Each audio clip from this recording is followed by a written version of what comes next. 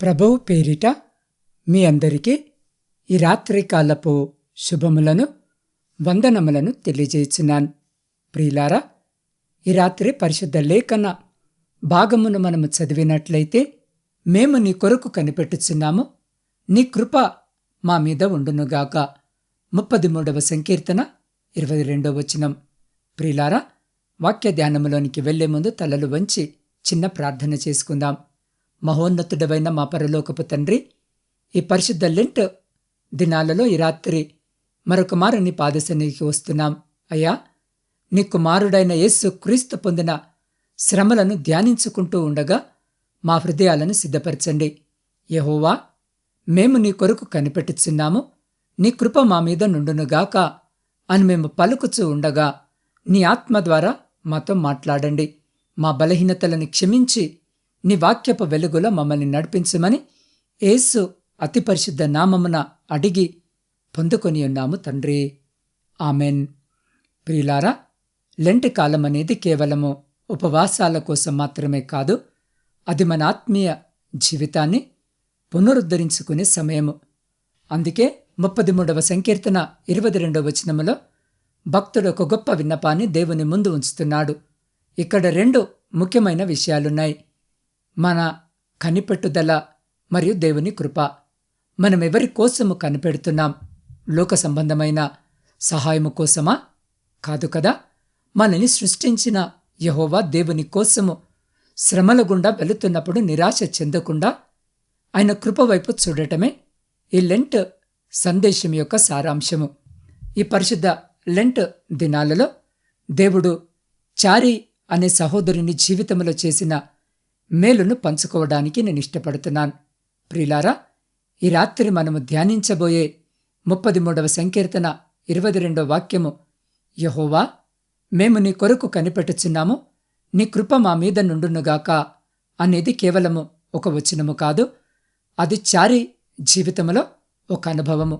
కొంతకాలము క్రితము చారి తన జీవితంలో చాలా చీకటి రోజులు వచ్చాయి. వ్యక్తిగత సమస్యలు, అనారోగ్యము మరియు ఆర్థిక ఇబ్బందులు అతన్ని చుట్టుముట్టాయి. ఆ సమయంలో అతను ఎవరి సహాయము కోసం ఎదురుచూడాలో తెలియక నిరాశలో ఉండిపోయాడు. దేవుడు తనను విడిచిపెట్టాడా అని అనుకున్న క్షణాలు కూడా చారి జీవితంలో ఉన్నాయి.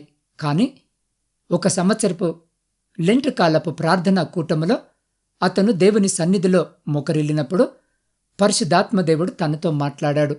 మనుషుల సహాయము కోసము కాదు, నా కోసము కనిపెట్టు అని ఆయన చారిని హెచ్చరించారు. చారి లోకాన్ని కాకుండా ఆయన శిలువ వైపు చూడటము ప్రారంభించాడు. అతను కనిపెట్టినప్పుడు ఏమి జరిగింది అనంటే, పరిస్థితులు వెంటనే మారిపోలేదు, కానీ తన హృదయంలో ఒక వింతైన శాంతి కలిగింది. యేసు క్రీస్తు శిలువలో తన కోసము పొందిన శ్రమల ముందు తన కష్టాలు తనకు చిన్నవిగా అనిపించాయి. తను ఊహించని మార్గాల ద్వారా దేవుడు తన అవసరాలను తీర్చాడు. తను అనర్హుడు కాకపోయినా ఆయన కృప తనను కప్పి ఉంచింది. బలహీన క్షణాల్లో ఆయన వాక్యమే తనకు బలమై నిలిచింది. అవును ప్రియులారా, ఈ రాత్రి నేను మీ ముందు చారి సాక్ష్యాన్ని ఎందుకు పంచుకున్నాను అనంటే, దేవుని కోసము కనిపెట్టేవారు ఎన్నడూ సిగ్గుపరచబడరు. ఆయన కృప మన లోపాలను కప్పివేస్తుంది, మనల్ని నూతనంగా మారుస్తుంది. ఈ లెంట్ కాలంలో ఈ వాక్యము వింటున్న మీరు కూడా ఏ సమస్యతోనైనా పోరాడుతుంటే ప్రభు వైపు చూడండి. ఆయన కృప నిశ్చయముగా మీ మీదికి దిగి వస్తుంది. అవును ప్రియులారా, కీర్తనకారుడు అంటున్నాడు కదా, నా దేవుని కోసము నేను కనిపెట్టుచున్నాను, ఆయన కృప నా మీద ఉంటే చాలు అని. ఈ కీర్తనలో చివరి చరణము లేదా వాక్యమైన ఈ లేఖనము దేవుని యొక్క కృప మా మీద ఉండునుగాక అని ముగించబడుతుంది. ప్రారంభము నుండి చూస్తే ఎన్నో విశ్వాసము గల మాటలు కీర్తనకారుడు పలికాడు.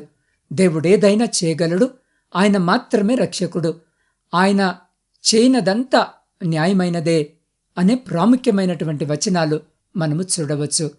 అన్నీ చెప్పినటువంటి భక్తుడు చివరకు అనేదేంటి అనంటే, నేను ఆయన కృప కొరకు కనిపెట్టుచున్నాను అని. అనగా దేవుని కృప ఉంటేనే మన జీవితంలో అనేకమైన అద్భుతాలను చూడగలము. ఆయన కృప కోసము కనిపెట్టడంలో మనము విసుగు చెందొద్దు. కనిపెట్టుకోవడమనే పదానికి హీబ్రూలో యాచల్ అని వ్రాయబడి ఉన్నది. అనగా సహనముతో ఉండటము, లేదా ఏదైనా ఆశించడము, లేదా ఖచ్చితముగా విశ్వసించడము. ఈ రాత్రిన మనం ఈ లోకములో జీవిస్తున్నప్పుడు చాలా రకములైనటువంటి విషయాలను గురించి కనిపెట్టుకుంటూ ఉంటాము కదా. చిన్నపిల్లలు బయటకు వెళ్ళిన తల్లిదండ్రులు ఏదైనా తీసుకువస్తారేమో అని కనిపెట్టుకుంటారు. ఉద్యోగానికి అప్లై చేసుకున్న వారు ఆ కంపెనీ నుండి ఫోన్ కాల్ వస్తుందేమో అని ఆశతో కనిపెడుతుంటారు. వ్యవసాయం చేసే రైతు సకాలంలో వర్షాల కొరకు కనిపెట్టుకుని జీవిస్తాడు. అయితే ఈ లోక సంబంధమైన కనిపెట్టడంలో ఒక నిరాశ ఉండొచ్చు. జరుగుతుందో జరగదో అనే అనుమానం ఉండొచ్చు. చేస్తారో చెయ్యరో, తెస్తారో లేదో అనే ఆలోచన నిండుకొని ఉండొచ్చు. కానీ దేవుని కోసము కనిపెట్టడము అలాంటిది కాదు. ఆయన కోసము కనిపెట్టుకొని జీవిస్తున్న వారు ఎన్నడూ కూడా సిగ్గుపరచబడరని వాక్యము చాలా సుస్పష్టముగా తెలియజేస్తుంది. దేవుని కోసము ఈ రాత్రి ఈ వాక్యము వినుచున్న నీవు కనిపెడుతున్నావా? అయితే విశ్వాసముతో ఉండు. నీ ఆరోగ్యము పోవాలని, బలహీనతల నుండి నీకు విడుదల రావాలని, నీకున్న ఆర్థికపరమైన కష్టాలు, సమస్యలన్నిటి నుండి బయటపడాలని, నీ కుటుంబమంతా కట్టబడాలని బహుశా నువ్వు కనిపెడుతున్నావేమో. ఆయన కృప కొరకు ఎదురుచూస్తున్నావేమో. అయితే అది తప్పక జరుగుతుంది అనే విశ్వాసముతో కనిపెట్టు. జరుగుతుందో లేదో అనే అనుమానము అస్సలు వద్దు. పౌలు భక్తుడు చెబుతున్నాడు, ఏలయనగా మనము నిరీక్షణ కలిగిన వారమై రక్షింపబడితిమేని. మన నిరీక్షణే మనకు రక్షణ, మనకు ఆధారము. 12 సంవత్సరాలుగా రక్తస్రావముతో బాధపడుతున్న స్త్రీ ఆ 12 సంవత్సరాలు ఎంతో బాధపడి ఉంటుంది కదా. ఈ ఆస్పత్రికి వెళ్ళినా, ఏ మంత్రగాడి దగ్గరికి వెళ్ళినా ఇక్కడైనా బాగవుతుందా అవ్వదా అనే సందేహముతోనే వెళ్ళి ఉండొచ్చు. ఎందుకంటే ఆమె దగ్గరున్న ఆస్తులన్నీ కరిగిపోయే వరకు ఈ లోకములో ఎవరైనా స్వస్థతను ఇస్తారా అని తిరిగింది. కాని ఆ వ్యాధి తగ్గకపోగా ఎక్కువైంది అని లేఖనములో మనము చూడవచ్చు. అంతే, కొన్నిసార్లు ఈ లోకముపై మనము నిరీక్షణ ఉంటే, ఎవరో ఏదో చేస్తారు అని కనిపెట్టుకుంటూ ఉంటే, వారి ద్వారా అది జరగకపోగా ఇంకో కొత్త సమస్య వచ్చి పడుతుంది. అలానే ఉంది ఆమె పరిస్థితి. కాని యేసయ్య గురించి విన్నప్పుడు ఆమె ఆయన వస్త్రమును ముడితే చాలు, తప్పక స్వస్థత వస్తుంది అనే విశ్వాసముతోనే కనిపెట్టుకుని వెళ్ళింది, స్వస్థపడింది. ఈ రాత్రి ఈ వాక్యము వింటున్న నా ప్రియ సహోదరి, సహోదరుడా, దేవుని కోసము నువ్వు కనిపెడుతూ ఉన్నట్లయితే విశ్వాసముతో కనిపెట్టుకుని ఉండు. నా దేవుడు తప్పక కార్యము చేస్తాడు అని నమ్ము. ఎందుకంటే లేఖనములు సెలవిస్తున్నాయి, సందేహింపక విశ్వాసముతో అడగవలెను, సందేహించువాడు గాలిచేత రేపబడి ఎగిరిపడు, సముద్ర తరంగమును పోలియుండును అని నీవు నమ్మకముతో కనిపెడుతున్నట్లయితే దేవుని యొక్క కృప నీ మీద, నీ కుటుంబం మీద ఉంటుంది. మనం ఆయన పైన కలిగి ఉన్న ఆశ ఆయన మనపై కృపను చూపడానికి, కరుణను చూపడానికి కారణమవుతుంది. నా బిడ్డ నా కోసం ఎంతగా ఎదురుచూస్తుందో అని దేవుడు కనికరపడతాడు. మనం అడిగింది ఇవ్వాలని ఆయన తలంస్తాడు. నువ్వు దేనికోసమైతే దేవుని సన్నిధిలో ఈ రాత్రి అడుగుతున్నావో అది దేవుడిస్తాడు. తప్పక అది జరుగుతుందని నువ్వు కనిపెట్టుకొని ప్రార్థించు. ఆయన కృప కొన్ని రోజులు మాత్రమే ఉండేది కాదు, ఆయన కృప నిత్యము ఉంటుంది అని గ్రహించాలి. అప్పుడు నీ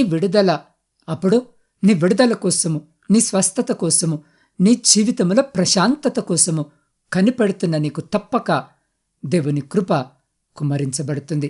కాబట్టి ప్రియ సహోదరి, సహోదరుడా, ఈ రాత్రి మనము దేవుని సన్నిధిలో ఒక తీర్మానము చేసుకుందాం. లోక పరిస్థితులు భయంకరముగా ఉన్నా, అనారోగ్యము వేధిస్తూ ఉన్నా, ఆర్థిక ఇబ్బందులు ఎదురైనా భక్తుడి వలె మనము కూడా చెబుదాం, ప్రభువా, నేను నీ కోసమే కనిపెడుతున్నాను అని. అవును ప్రియ సహోదరి, సహోదరుడా, మనం ఆయన వైపు చూసినప్పుడు ఆయన కృప మనల్ని ఆవరించి మనకు నూతన బలమును ప్రసాదిస్తుంది. ఈ లెంట్ దినాలలో ఆయన శిలువ త్యాగాన్ని తలపోస్తూ ఆయన కృపలో ఎదుగుదాం. అటువంటి నిరీక్షణ కలిగి ఉండేటటువంటి జీవితాలు జీవించడానికి దేవుడు అటువంటి కృపను మనకు దయచేయలాగన మీరున్న స్థితిలోనే వీలైతే నిలబడి లేదా మోకరించి మీ కుడి చేతిని మీ హృదయంపై పెట్టుకుని నాతో పాటు ప్రార్థనలో ఏకీభవించండి. పరిశుద్ధుడా, ప్రేమగల తండ్రి, మీ శ్రేష్టమైన ఘనమైన ఉన్నతమైన నామమును బట్టి స్తుతులు, స్తోత్రాలు, వందనాలు. అయా, ఈ రాత్రి వినిపించిన వాక్యము మా హృదయంలో ఫలించునుగాక. అయా, ఈ రాత్రి కాలములో నీ కృపను మాపై ఉంచుమని వేడుకుంటున్నాం. అయా, మేము నీ కొరకు కనిపెట్టే ఓర్పును మాకు దయచేయండి. దేవా, లెంట్ దినాలలో మా ఆత్మీయ యాత్రను బలపరచండి. ఈ వాక్యము విన్న ప్రతి బిడ్డను, వారి కుటుంబాలను కృపతో నింపమని నీ పాద సన్నిధిలో వేడుకొనుచున్నాం. అయా, ఈ రాత్రి ప్రయాణాలు చేస్తున్న ప్రతి బిడ్డ ప్రయాణమును జ్ఞాపకము చేసుకుని క్షేమకరమైన ప్రయాణము దయచేయమని వేడుకుంటున్నాం. వ్యవసాయదారులను జ్ఞాపకము చేసుకోండి. ఉద్యోగము లేని ప్రతి బిడ్డని జ్ఞాపకము చేసుకోండి. కావలసిన సహాయం దయచేయండి. విద్యార్థులను జ్ఞాపకము చేసుకోండి. పరీక్షలు రాస్తూ ఉండగా, పరీక్షల కొరకు సిద్ధపడుతూ ఉండగా బిడ్డలకు మీరు తోడుండి జ్ఞానాన్ని, జ్ఞాపక శక్తిని, మంచి ఆరోగ్యాన్ని దయచేసి కుడికి గాని ఎడమకు గాని తొలగిపోకుండా చేపట్టుకుని ముందుకు నడిపించమని వేడుకుంటున్నాం. గర్భఫలములు లేక కన్నీటితో మీ వైపు చూస్తున్న ప్రతి గర్భాన్ని ముట్టండి. ఆర్థిక సమస్యలు, అప్పుల భారముతో మీ వైపు మీ సహాయం కొరకు ఎదురు చూస్తున్న ప్రతి బిడ్డ జీవితంలో నుండి ప్రతి ఆర్థిక భారమును తొలగించి ఆర్థిక సమృద్ధిని కలిగించండి. దేవా, కుటుంబ పోషణకై కుటుంబాలను వదిలి పరాయి దేశంలో ఉన్న ప్రతి సహోదరిని జ్ఞాపకము చేసుకోండి. వారి చేతుల కష్టార్జితాన్ని ఆశీర్వదించండి. వారి కుటుంబాలను జ్ఞాపకము చేసుకోండి. వారు పనిచేస్తున్న చోట స్వేచ్ఛగా పనిచేసుకున్నటకు కావలసిన అకామాలను కూడా బిడ్డలకు అనుగ్రహించి బిడ్డలను అయ్యా మీకు సాక్షికరమైన బిడ్డలనుగా నిలబెట్టుకొనమని వేడుకుంటున్నాం. దేవ, సైన్యంలో ఉండి దేశాన్ని కాపాడుతున్న ప్రతి సైనికుని చుట్టూ మీ కంచె వేసి ప్రతి శత్రు, ప్రతి అపాయం నుంచి మీరు బిడ్డల్ని కాపాడి వారిని, వారి కుటుంబాలను మీ కృపలో భద్రపరచండి. మీ సేవకులు, సేవకురాండ్రు, వారి పరిచర్య, వారి కుటుంబాలను దీవించండి, ఆశీర్వదించండి. సొంత గృహాల కొరకు ఆశ కలిగి మీ వైపు చూస్తున్న ప్రతి బిడ్డ కోరికను తీర్చండి. వివాహాల కొరకు సిద్ధపడుతున్న, వివాహాలు జరగక, సరి అయిన సంబంధాలు రాక మీ సహాయం కొరకు ఎదురు చూస్తున్న ప్రతి బిడ్డ కూడా కావలసిన సహాయం దయచేయండి. వృద్ధుల కొరకును, వితంతుల కొరకును, శ్రమలను అనుభవిస్తున్న బిడ్డల కొరకు ప్రార్థిస్తున్నాం. ఏకాంత జీవితము గడుపుతున్న బిడ్డల కొరకును ప్రార్థిస్తున్నాం. ఈ రాత్రి బిడ్డలతో మాట్లాడి కావలసిన సహాయం దయచేయమని వేడుకుంటున్నాం. దేవా, ఈ గాఢంధకారమైన చీకటిలో ప్రాముఖ్యంగా నా ఆత్మీయ కుటుంబ సభ్యులందరినీ మీ పరిశుద్ధమైన పాదాల చింతకు తెస్తూ ఉండగా బిడ్డలను జ్ఞాపకం చేసుకోండి. వారి ప్రతి ప్రార్థన విన్నపాన్ని మీరు ఆలకించి అంగీకరించి ప్రతి న్యాయమైన కోరికను తీర్చమని వేడుకుంటున్నాం. ప్రపంచంలో శాంతి సామరస్యాలను కలిగించండి. విడిపోయిన విచ్ఛిన్నమైన ప్రతి కుటుంబాన్ని తిరిగి మీ పరిశుద్ధ నామమున కట్టుమని వేడుకుంటున్నాం. అయా, ప్రాముఖ్యంగా గాఢంధకరమైన చీకటిలో మేము నిద్రిస్తూ ఉండగా మా గృహాల చుట్టూను, మా ఆత్మీయుల గృహాల చుట్టూను, మా ఇరుగు పొరుగు వారి గృహాల చుట్టూను మీ అగ్ని కంచె వేసి ప్రతి బిడ్డను మీ దేవదూతల రెక్కల చాటున భద్రపరిచి ప్రతి అంధకార సంబంధమైన శక్తులన్నిటి నుండి మీరు సంరక్షించి కాపాడి మీ చిత్తమైతే, మీరు అక్కడ ఆలస్యమైతే అల్పులమైన మమ్మలను మరొక శ్రేష్టమైన దినములోనికి ప్రవేశింపజేసి నిన్ను స్తుతించే భాగ్యము మాలో ప్రతి బిడ్డకు దయచేయమని మా ప్రభువును మీ ప్రియకుమారుడైన యేసుక్రీస్తు శక్తి కలిగిన నామమున ప్రార్థించి స్తుతించి అడిగి పొందుకొని ఉన్నాము తండ్రి. ఆమెన్.